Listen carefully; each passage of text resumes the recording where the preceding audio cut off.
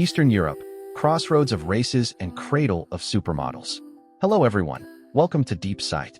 I'm Lawrence. Today we're going to talk about a region of Europe we haven't delved into deeply before, Eastern Europe. What comes to mind when you think of Eastern Europe? Blonde, blue-eyed supermodels?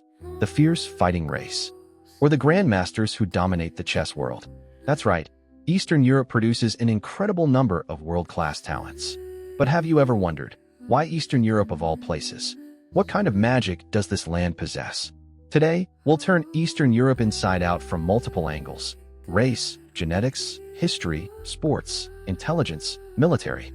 The content is long, but I guarantee every minute will be packed with insight. Let's begin. First, let's clarify who lives in Eastern Europe. This region stretches from the Baltic Sea in the north to the Balkan Peninsula in the south, and eastward all the way to the Ural Mountains. It sits right at the crossroads of Eastern and Western civilizations. Throughout history, countless peoples have migrated, fought, and intermarried here, eventually creating a super melting pot. The largest ethnic group in Eastern Europe is, of course, the Slavs, with a total population of nearly 300 million. But they are not monolithic. They are divided into three major branches: Eastern, Western, and Southern.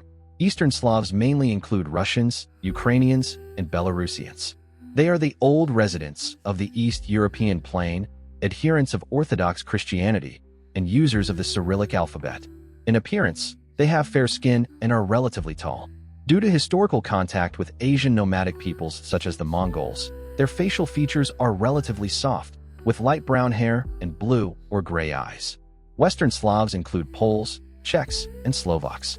Influenced by Catholicism, they use the Latin alphabet and have long mixed with Germanic peoples, so their proportion of blonde hair is higher. Southern Slavs include Serbs, Croats, Slovenes, Bulgarians, Bosnians, etc. They live on the Balkan Peninsula and have a diverse range of faiths: Orthodox, Catholic, and Islam. In appearance, they have mixed with Mediterranean traits, so their skin and hair colors are darker than those of Eastern and Western Slavs. Besides the Slavs, there are several distinctive non-Slavic peoples in Eastern Europe. The Hungarians, or Magyars, are descended from ancestors from the Ural Mountains, and their language belongs to the Finno Ugric family. After over 1,000 years of intermingling, they now look much like Central and Eastern Europeans, with predominantly light features. The Romanians claim descent from ancient Roman legions and the local Dacians. Their language is Romance. Most have olive-toned skin, dark brown or black hair, and dark eyes. They are a Latin cultural island in the Orthodox world. The Baltic peoples, Lithuanians and Latvians, have the highest proportion of blue eyes in the world, about 80 to 90%, and a very high proportion of blonde hair. Their features are very distinctive. The Albanians are considered descendants of the ancient Illyrians. Their language is an independent branch. They have very dark hair and eyes, with angular facial features, and are one of the most dark-featured groups in Europe. From a more specialized anthropological perspective, Eastern Europe also contains subtypes such as East European, Balkan, Nordic, and Alpine, which we won't detail here. Next, let's talk about genetics. The Eastern European look, Western three-dimensional contours with a touch of Eastern soft charm, did not come from nowhere. For thousands of years, waves of Asian genes have flowed into Eastern Europe. Nearly 1,000 years before the rise of the Mongol Empire, another force from the east, the Huns, had already profoundly rewritten Eastern Europe's destiny. In 89 AD, the northern Xiongnu, defeated by the Eastern Han on the northern Chinese grasslands, began migrating west. After about 300 years of wandering, they suddenly appeared in Eastern Europe in the 4th century as the Huns. Under the legendary leader Attila, the Huns built a vast empire spanning Eurasia, terrifying Europeans into calling him the Scourge of God. Recent genetic studies confirm that the Hun elite indeed carried clear East Asian genetic markers, showing kinship with ancient Xiongnu nobles. However, the Huns were not simply Xiongnu descendants. During their westward journey, they continuously absorbed peoples along the way, becoming a highly mixed group. More importantly, the Huns' westward migration toppled the first domino, triggering an unprecedented age of migration in European history. Germanic and Slavic tribes were forced to flee west and south, pouring into the Roman Empire, and together with the Huns, they brought down the Western Roman Empire. This dramatic population reshuffling paved the way for the later large-scale expansion of the Slavs and left fragments of East Asian ancestry in Eastern Europe's gene pool. The Huns as a distinct people soon disappeared from history, but the wave they set off permanently changed the ethnic landscape of Europe. In the 13th century, the Mongol Empire's massive westward campaigns once again deeply influenced the genetic map of Eurasia. A study by Oxford University and University College London found that Mongol expansion left clear marks in the gene pools of various regions. From Pakistan to Turkey, 7 populations spread across vast areas showed evidence of genetic mixing with the Mongols. It is precisely this historical genetic exchange that allowed parts of Eastern Europe to retain basic European features while also incorporating some Eastern ancestry. Within Europe, the Finno Ugric peoples, including Finns, Estonians, and Hungarians, are the most typical representatives of genetic fusion between Eastern Europe and Asia. Research has found that their ancestors lived in northeastern Siberia, in what is now Russia's Yakutia region, about 4,500 years ago, and later migrated west along the northern forest belt into Europe.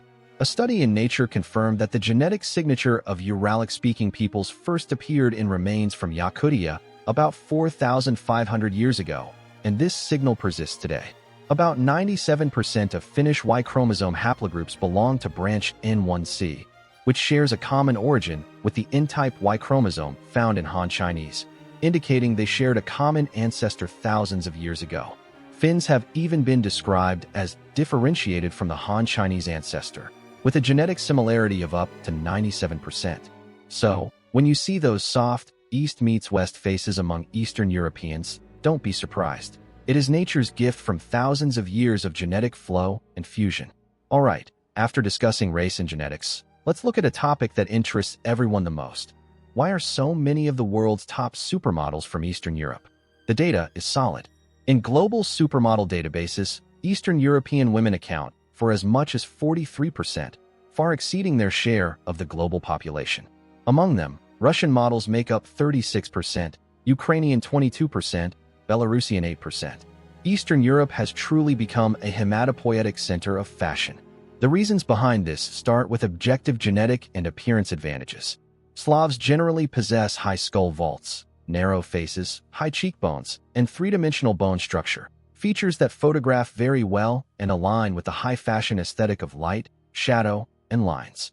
Among Eastern European women, the proportion with a head-to-body ratio of 1 minute and 8.5 seconds or higher accounts for 67% of the population.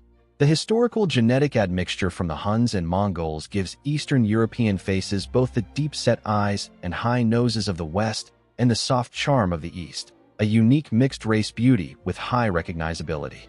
The high latitudes also produce fair, delicate skin that looks especially luminous under photographic lighting. Moreover, the average height in Northern and Eastern Europe is relatively high, e.g., Northern European women average 172 centimeters, providing a deep talent pool for the modeling industry. Cultural and social backgrounds also play a big role. In Eastern European culture, paying attention to grooming and dressing well is a habit cultivated from an early age. This atmosphere encourages women to take good care of themselves and to be more willing to enter the modeling profession. After the collapse of the Soviet Union in the 1990s, Eastern European countries experienced painful economic transitions. For many women, modeling was a shortcut to high income and a broader world. Some Eastern European countries have imbalanced sex ratios, leading to more intense competition in the marriage market, which in turn reinforces the pursuit of an attractive appearance. Eastern European models often project a sense of coolness and toughness. Fashion critics believe this may be related to the historical upheavals their nations have experienced, a blend of elegance and a sense of story that is hard to replicate. Of course, the industry itself is mature. Eastern European countries have well-established modeling agencies and training schools that systematically discover talent and push them onto the international stage. With the development of the internet and social media, Eastern European models are more easily seen by global brands and audiences. After talking about models, let's look at sports in Eastern Europe. If you were to draw a belt of sports powers on a world map, Eastern Europe would undoubtedly be one of its brightest parts. During the Soviet era, Eastern Europe established itself as a sports superpower. From the USSR's first Olympics in 1952 to the 1988 Seoul Olympics. In the 9 Summer Olympics the USSR participated in, it finished first in the medal count 6 times. In 9 Winter Olympics, it finished first 7 times. At the 1988 Seoul Olympics, the USSR topped the table with 55 gold, 31 silver, and 46 bronze medals. After the dissolution of the Soviet Union, Russia inherited this tradition. At the 1996 Atlanta Olympics, the Russian team placed second with 26 gold, 21 silver, 16 bronze. At the 2000 Sydney Olympics, it placed third in gold medals with 32 gold, 28 silver, 28 bronze. Russian sports cover almost all disciplines: athletics, gymnastics, weightlifting, ball games, winter sports, wrestling, shooting, fencing, with a host of world-class stars. Looking at specific strengths, gymnastics has always been a forte of the Soviet Union and Russia. At the 1992 Barcelona Olympics, the unified team, ex-USSR, won 10 gold medals in artistic and rhythmic gymnastics combined. The Soviet Union and Russia have produced dozens of world-class gymnasts, such as Nikolai Andrianov, who competed in 3 Olympics and won 7 gold medals, and Viktor Artemov, who won 4 gold and 1 silver in Seoul in 1988. Ice hockey is also a powerhouse. The Soviet national team won more than 20 world championships between 1954 and 1991, and legendary goaltender Vladislav Tretiak was the first Soviet player inducted into the Hockey Hall of Fame. Eastern Europe's advantage in basketball is also notable.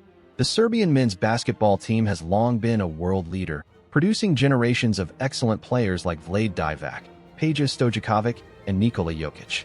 The vice president of the Serbian Basketball Association explained the reasons using 2 keywords: genes and tradition. He said, "We are among the tallest people in the world. Many great big men come from here. In Serbia, you can find many players who can run, jump, are smart, and know how to play basketball."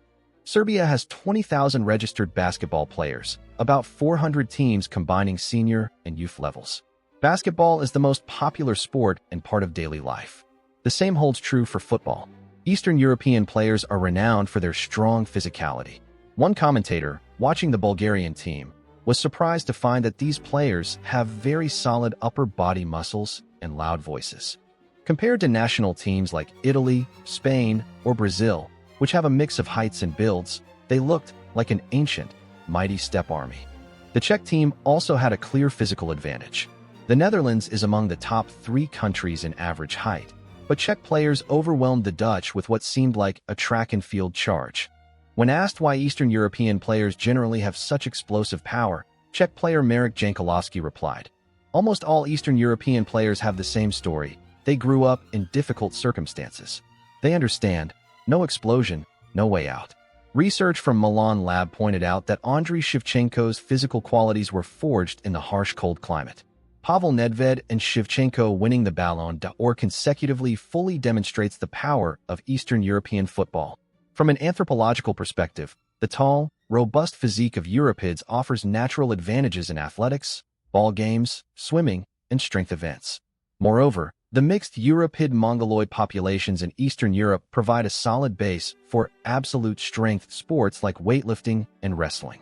Eastern Europe has a relatively high proportion of people over 190 centimeters tall, so the probability of producing talents who combine size and explosive power is naturally higher. If Eastern Europe relies on physique in sports, then in intellectual fields, especially chess, it relies on talent plus a rigorous educational system. Russia holds an unrivaled position in chess. Chess is even called Russia's national game. From Alexander Alekhine becoming world champion in 1927 to Vladimir Kramnik losing the title in 2007, for 80 years, Soviet or Russian players almost monopolized the world championship, with only 5 years of exception. This dominance is extremely rare in world sports history. Mikhail Botvinnik was the founder of this hegemony. He started learning chess at 12, became a master at 16, and in 1948 became the USSR's first world champion. His style emphasized positional principles, control, and endgame mastery, earning him the title Father of Scientific Training. After retiring, he opened a chess school that produced generations of champions like Anatoly Karpov and Garry Kasparov. After Botvinnik, Soviet players continued absolute dominance. Vasily Smyslov became the 7th world champion, Mikhail Tal won in 1960 with a daring, brilliant attacking style, and Boris Spassky won in 1969. Karpov became world champion in 1975. Kasparov, at age 22, defeated Karpov in 1985 to become champion and is widely considered one of the greatest players of all time. Kasparov later served as a coach to Norwegian prodigy Magnus Carlsen, helping him become world champion. Hungary is another brilliant intellectual pearl in Central Europe. The Polgar sisters are the most famous legend in chess history. Their father, Laszlo Polgar, a psychologist, believed that geniuses are made, not born, and decided to experiment on his own children. The three sisters never attended school a single day, yet all became grandmasters. The youngest, Judith Polgar, was the most remarkable. At 13, she was world number 1 in the under-14 category. At 15, she won the Hungarian men's national championship, becoming the youngest male grandmaster ever. She held the women's world number 1 ranking for 26 years, reached world number 8 overall, and was the only woman ever in the top 100.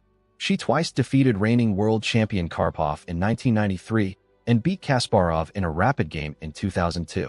The eldest, Susan Polgar, defeated Chinese player Xie Jun in the 1996 Women's World Championship match to become the 8th Women's World Champion. The middle sister, Sophia, won the under-14 Boys World Championship at age 9. In addition, Hungary has contributed world champion Emanuel Lasker, as well as scientific giants like John von Neumann, father of the computer, and Eugene Wigner, Nobel laureate in physics. Eastern Europe's outstanding intellectual achievements are linked to multiple factors. First, the region's complex history of racial mixing has produced genetic diversity, which is considered one reason for a higher probability of high IQ. Second, the Soviet era established an elite selection system from primary school to university, placing great emphasis on foundational subjects like mathematics, physics, and chess. But Vinnik was the first to apply scientific methods to chess training. Soviet players would study openings and endgames for 8 to 9 hours a day. The chess Olympiad was once a stage for the USSR to showcase its national power, and the state invested enormous resources to discover and cultivate gifted children. It is this attitude of treating chess as a source of national pride that has allowed Eastern Europe to lead for so long in intellectual competition. Speaking of fighting, Eastern Europeans are not just formidable on the chessboard. In Eastern European military history, the Cossacks are an unavoidable name.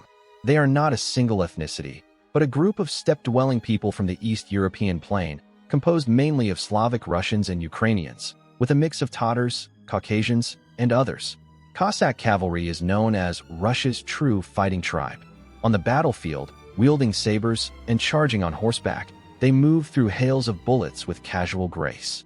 The origins of the Cossacks date back to the 13th century, when some Slavs, fleeing Mongol rule, settled in the Don, Dnieper, and Volga river basins, forming free communities with a self-governing, civil-military integration. During the Tsarist period, the Tsar controlled them by buying off the Cossack elite, and Cossack cavalry became a major force for the Tsar, especially in Russia's expansion into Siberia. Speaking of Eastern European fighting prowess, the performance of the Soviet Red Army in World War II is iconic. In 1941, Nazi Germany launched Operation Barbarossa, with millions of troops storming the USSR, at one point reaching the outskirts of Moscow. But the Red Army succeeded in encircling and destroying the German Sixth Army at the Battle of Stalingrad, which became the decisive turning point of the war. Thereafter, the Red Army pushed westward, capturing Berlin in April 1945. The resilience and tenacity of the Eastern Slavs were fully displayed in this process. From Napoleon to Hitler, the East European plain became the graveyard of conquerors. This fighting race spirit is deeply rooted in Eastern Europe's historical and cultural soil. Now let's discuss a broader macro pattern. In the era of cold weapons, the outcome of wars largely depended on soldiers' physical fitness, endurance, strength, and survival ability in harsh environments. And the physical traits of different races showed clear geographical distribution in these dimensions. One of the most important historical phenomena is that northern peoples repeatedly conquered southern peoples. Populations in high-latitude regions developed a series of physical adaptations to cold environments over long evolution. According to Bergmann's rule, individuals in cold regions tend to be larger-bodied, so average height and weight of Nordic, Eastern European, and Siberian populations are generally higher than those in low-latitude regions. Larger body mass means greater close combat impact and load-bearing capacity, which was decisive in cold weapon melee. Hunting, gathering, and farming in cold climates require higher energy expenditure, and long-term natural selection resulted in higher muscle density and a greater proportion of fast-twitch muscle fibers among northern peoples. Vikings, Slavs, and Mongols are all renowned for their strong physiques. The ability of northern peoples to fight in extreme cold was beyond the reach of southern armies. Russia's General Winter defeated many invaders. Napoleon's Grand Army lost tens of thousands to freezing and frostbite in the winter of 1812, and Hitler's armored forces were paralyzed by the severe cold outside Moscow in 1941. High-latitude regions have less sunlight, but northern peoples evolved higher vitamin D absorption efficiency and greater bone density, resulting in lower fracture risk and faster wound healing. In world military history, conquerors from the north repeatedly defeated southern civilizations, forming a kind of historical inertia. On the Eurasian continent, from the Xiongnu pressing the Han dynasty in the 2nd century BC, to the Germanic tribes destroying the Western Roman Empire in the 4th to 5th centuries, to the Vikings ravaging Europe in the 9th to 10th centuries, to the Mongols building a transcontinental empire in the 13th century, to the Russians conquering Siberia eastward in the 16th century. Almost every major wave of conquest advanced from north to south or north to east. In Chinese history, northern nomadic peoples repeatedly swept south into the Central Plains, from the Five Barbarians uprising to the Yuan and Qing dynasties. Northern conquerors ruled the south for centuries. In the Indian subcontinent, both the Aryans from Central Asia and the Mughal Empire, descendants of the Mongols, entered India from the north. Within Europe, the Roman Empire was destroyed by northern Germanic barbarians. Britain was conquered by Anglo-Saxons from northern Europe. The East European plain was ruled by Varangians, Vikings, from Scandinavia, who founded Kievan Rus. In cold weapon combat, the individual fighting advantage of northern soldiers is straightforward. When a northern soldier 180 centimeters tall and 80 kilograms weight faces a southern soldier 165 centimeters and 55 kilograms, he has overwhelming advantages in strength, reach, and impact. During heavy infantry or cavalry charges, weight difference directly translates into kinetic energy. Northern soldiers could wear heavier armor and carry longer weapons. Medieval European knights plate armor weighed up to 30 to 40 kilograms, while southern soldiers often could only afford light armor. In protracted battles, the force with better load-bearing capacity could maintain higher combat effectiveness. Northern peoples' endurance allowed long-distance raids. Mongol cavalry could cover 100 kilometers per day, relying on strong physiques and ability to adapt to extreme climates, while southern armies were often limited by hot weather and higher metabolic costs. Taller soldiers create a visual intimidation effect that significantly impacts morale. When Roman legions first encountered Germanic tribes, they were intimidated by their tall stature and fierce war cries. Of course, North conquers South is not an iron law. Southern civilizations often had more advanced economies, technology, and organizational capabilities that could offset physical disadvantages. For example, the Han dynasty defeated the Xiongnu thanks to powerful cavalry archery technology and logistics systems. The Byzantine Empire repeatedly repelled northern barbarians with Greek fire and strong walls. The Arab Caliphate expanded northward from the Arabian Peninsula, conquering large parts of Persia and the Eastern Roman Empire. Moreover, the spread of firearms completely changed the rules of war. After the 16th century, guns and cannons erased physical disparities, allowing southern armies to effectively resist northern invasions. But from antiquity to the Middle Ages, over thousands of years, the physical condition of northern peoples did constitute an important basis for their military advantages. Eastern Europe lies precisely at the boundary between northern conquerors and southern conquered.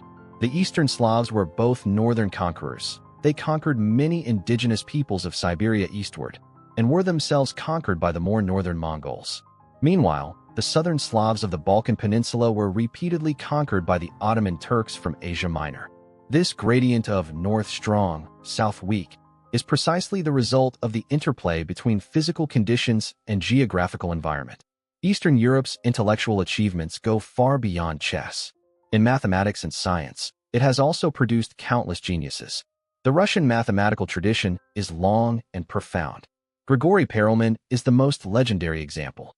He proved the Poincare conjecture, a problem that had stumped mathematicians for 100 years and one of the 7 Millennium Prize problems. At age 16, Perelman represented the Soviet Union at the International Mathematical Olympiad, winning a gold medal with a perfect score, 42 out of 42, the youngest among all winners, and was appointed team captain.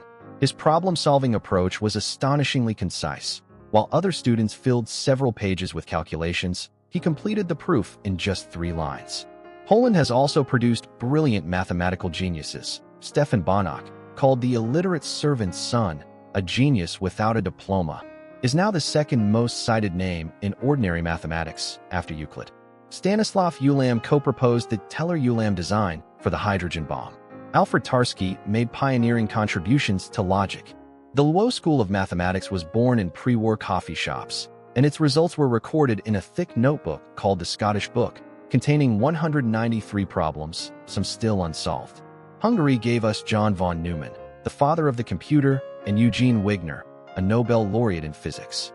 In terms of Nobel Prizes, as of 2023, a total of 13 scientists with Soviet or Russian citizenship have won Nobel Prizes.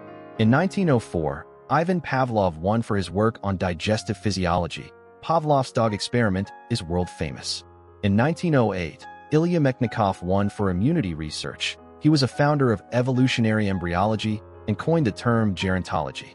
In physics, Cherenkov, Tamm, and Frank shared the 1958 Nobel Prize for the discovery of the Cherenkov effect.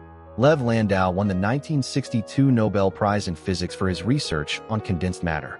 In 2023, Russian scientist Alexei Ekimov won the Nobel Prize in Chemistry for the discovery of quantum dots. He had first obtained quantum dots in 1981, back in the Soviet era, which are now used to make modern displays and for medical applications. In addition, the Polish scientist Marie Curie, though she achieved fame in France, was undoubtedly deeply influenced by her Polish heritage and Eastern European scientific tradition. Eastern Europe's outstanding intellectual achievements are inseparable from its solid education system. The Soviet period established an elite selection and training mechanism from primary school to university, with great emphasis on fundamental subjects like mathematics and physics. The International Mathematical Olympiad was once a stage for the USSR to showcase national power, and the state invested huge resources to discover and nurture gifted children. Russia's tradition of elite mathematics education, specialized schools like the St. Petersburg Lyceum 239, and various math competitions and training systems together formed the institutional foundation for Eastern Europe's intellectual accomplishments. As the vice president of the Serbian Basketball Association said, sporting success depends on the combined effect of genes, tradition, and education.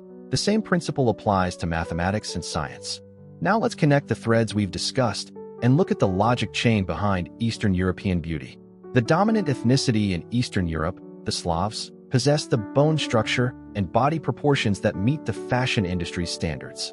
Branches such as the Balts and Finno Ugric peoples contribute a very high proportion of light features, increasing population diversity. Historical contact with Eastern nomadic peoples like the Huns, Mongols, and Tatars gave Eastern European faces a unique aesthetic. While retaining Western three-dimensional contours, they incorporate a soft Eastern charm, a distinctive mixed-race beauty with high recognizability. A strong emphasis on personal grooming, a strong desire for economic improvement, and a competitive social environment collectively drive women to enter the modeling profession. A well-developed training system and international agency network transform genetic and cultural potential into tangible career success. Of course, Eastern Europe is not the only source of supermodels. The global fashion industry is a diverse picture. Latin America, with Brazil as a representative, offers healthy wheat-colored skin and a fiery temperament.